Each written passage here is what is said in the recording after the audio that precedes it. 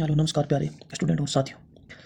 हमने जो geography class कुछ दिन से पेंडिंग पड़ी थी, जिसमें चैप्टर 1 पढ़ रहे थे हम क्लास 12 के जियोग्राफी के मानव भूगोल प्रकृति और विषय क्षेत्र, उसी मुहिम को आगे चलाते हुए आज हम उसी चैप्टर का थर्ड पार्ट लेकर आए हैं, जो कि मानव का प्राकृतिकरण और प्रकृति का मानवीकरण।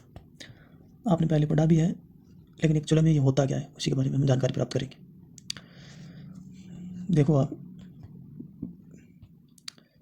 पर्यावरणीय निश्चयवाद मानव का तौर पर मैं मोटा मोटी खुद बता देता हूँ। मानव का प्राकृतिकरण और प्रकृति का मानवीकरण। प्रकृति का मानवीकरण और मानव का प्राकृतिकरण दोनों भिन्न संकल्पना है। मानव का प्राकृतिकरण, जिसे हम पर्यावरणीय निश्चयवाद कहते हैं, मतलब पर्यावरण का पूर्ण रूप से इसमें निश्चय रहता है, जो कुछ भी करता रहता है पर्यावरण नहीं होता है, इसीलिए इसे पर्यावरणीय निश्चयवाद कहते हैं। शुरुआती दौर में आदि मानव में मनुष्य प्रकृति का दास था, प्रकृति से डरता था, उनकी पूजा करता था। मतलब कहने का अर्थ यह है कि पुराने जमाने में जैसे प्रकृति चाहती थी मनुष्य उनके अनुसार जिया करता था, उसी को ही मानव का प्राकृतिकरण कहते थे। मतलब प्रकृति के अनुसार मनुष्य अपने आप को चलना, जिसे ही पर्यावरण निश्चयवाद कहते हैं। प्रकृति पर नितांत आवश्यक स्थिति है, प्रकृति पर नितांत आवश्यक स्थिति है किसकी? मानव की। और यहाँ प्रकृति से नितांत स्वतंत्रता की स्थिति है, स्वतंत्रता की स्थिति है। यहाँ प्रकृति की जरूरी नहीं है प्रकृति के अनुसार चलना। अब देखो, प्रकृति के मानवीकरण में मानव किया करता होगा इसमें, जैसे समय के अनुसार प्रकृति अवसर प्रदान करती है, मनुष्य उसका उपयोग करके उसे विजय प्राप्त कर लेता है। मतलब प्रकृति के अनुसार नहीं चलता है, पहले चलता था, अब धीरे धीरे पता लग गया उनको कि उन्हीं के साधन का प्रयोग करके हम अच्छे से अपना जीवन यापन कर सकते हैं।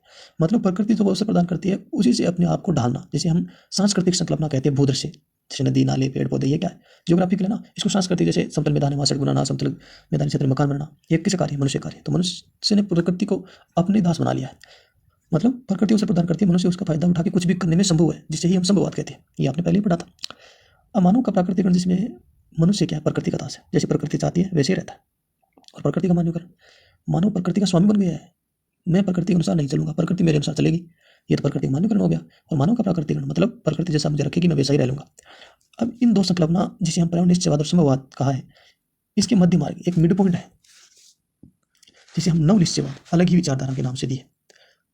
मध्य मार्ग जो ग्रिफिथ ने दिए। किसने दिए? ग्रिफिथ ने। उन्होंने कहा रुको और जाओ। जैसे ट्रैफिक सिग्नल में जैसे बत्तियों के संकेत किया जाता है, रुको और जाओ। मतलब ये चल ही रहा था पर्यावरण निश्चयवाद और संभववाद, इसके बीच में ये मध्य मार्ग आगे रुको, एक नया निश्चयवाद है। कैसा है? ग्रिफिथ क्या बोलते हैं? प्रकृति के नियमों की पालना करके प्रकृति पर विजय पाना। हम प्रकृति के बगैर तो कुछ भी नहीं है, तो जैसी प्रकृति के नियम है उनके अनुसार ही हम ढाल लेते हैं और फिर उनके अनुसार कार्य करने में ज़्यादा फायदा होगा। जैसे हवा की गति से हमें वायुयान बना दिया, और आदि मानव ने जो दो पत्थर के घर्षण से ज्वाला निकली तो अग्नि बना दिया, लेकिन नियम पता थे ना, ऐसे होने से ऐसा होता है। तो ये ग्रिफिथ बताते हैं, जो मुझे बहुत भी पसंद आई है। पर्यावरण को हानि पहुंचाए बिना संभावना का विकास करना। आप जो कर रहे हो उसमें पर्यावरण को हानि निम्न से निम्न पहुंचे, ज़्यादा ना पहुंचे। मानव प्रकृति के साथ समायोजन स्थापित करें, मतलब उसके संतुलन बनाए रखें। ऐसा नहीं है कि आप अपने फायदे प्रकृति को उजाड़ते चले जाओ, जो कि हमारे लिए हानिकारक हो सकता है। आशा करता हूँ, I hope you are understanding my any talking. मतलब मानव का प्राकृतिक और प्रकृति का मानवीकरण आपको अच्छी तरीके से समझ में आ गया होगा। अब इसका थोड़ा सा टॉपिक और है जो हम पढ़ रहे हैं। 1970 के दशक की विचारधाराएं हैं तीन: कल्याणपरक और आमूलवादी और व्यवहारवादी। कल्याणपरक को हम मानवतावादी भी कहते हैं। इसमें क्या है?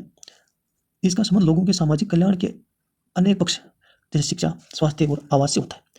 अब कल्याणपरक मानवतावादी मतलब मनुष्य कल्याण पर वेलफेयर की बात हो रही है। इसमें कौन कौन से सामाजिक कल्याण के अनेक पक्ष, जैसे समाज कल्याण के लिए क्या होता है? एजुकेशन इंपॉर्टेंट होती है, स्वास्थ्य होता है, आवास होते हैं। ये मूलभूत आवश्यकता भी होती है, शिक्षा और स्वास्थ्य, आवास, एजुकेशन, हेल्थ और रेजिडेंशियल, ये व्यक्ति की मूलभूत आवश्यकता है, होना भी चाहिए। दूसरी विचारधारा इसमें जो है वो है आमूलवादी, जिसे रेडिकल भी बोला जाता है। इसका संबंध निर्धनता के कारण और सामाजिक असमानता से होता है। इसमें मूलवादी विचारधारा निर्धनता के कारण और सामाजिक असमानता, समाज में कुछ ऊंच नीच या असमानता, समान भाव से किसी व्यक्ति को नहीं रहना है। इसमें मार्क्स के सिद्धांत का उपयोग किया जाता है। जो मार्क्स का सिद्धांत उन्होंने मतलब एक समाज पे जोर दिया था, मतलब किस प्रकार समाज में असमानता है, लोग एक दूसरे के ऊंचे और नीच का जो कास्टिज्म हो रहा है वो बताया गया था। उसको हम अमूलवादी या रेडिकल विचारधारा में रखेंगे। तीसरा हमारी विचारधारा है व्यवहारवादी, मतलब बिहेवियरलिज्म। इसमें प्रत्यक्ष अनुभव के साथ साथ, मतलब व्यवहार मतलब जिस व्यक्ति का अनुभव होगा साथ में, मतलब किस प्रकार अपने आप को ढाला है, साथ साथ मानव का धर्म और प्रजाति पर आधारित सामाजिक वर्गों पर जोर दिया गया। तो उसका प्रत्यक्ष अनुभव है जो उन्होंने जीवन में पाया। फिर साथ उसका धर्म क्या है, उसकी प्रजाति क्या है, उस पर अध्ययन करना को हम व्यवहारवादी विचारधारा के अंतर्गत रखेंगे। अब ये सब टॉपिक जो प्रथम चैप्टर था वो मेरे हिसाब से कंप्लीट हो गए। हम यहाँ वही अध्ययन कर रहे हैं जो एग्जाम से के लिए इंपॉर्टेंट हो। और बहुत सारे उदाहरण आपके बुक में, बहुत सारे डिब्बाबंद भी उदाहरण दिए गए, उनको पढ़ना चाहिए, लेकिन एग्जाम के लिए वो इंपॉर्टेंट नहीं है, लेकिन अनुभव के बहुत ही फायदेमंद रहता है और आपको ज्ञान में और कौशल में वृद्धि करेगा वो। I hope you are understanding this chapter. Okay, thank you.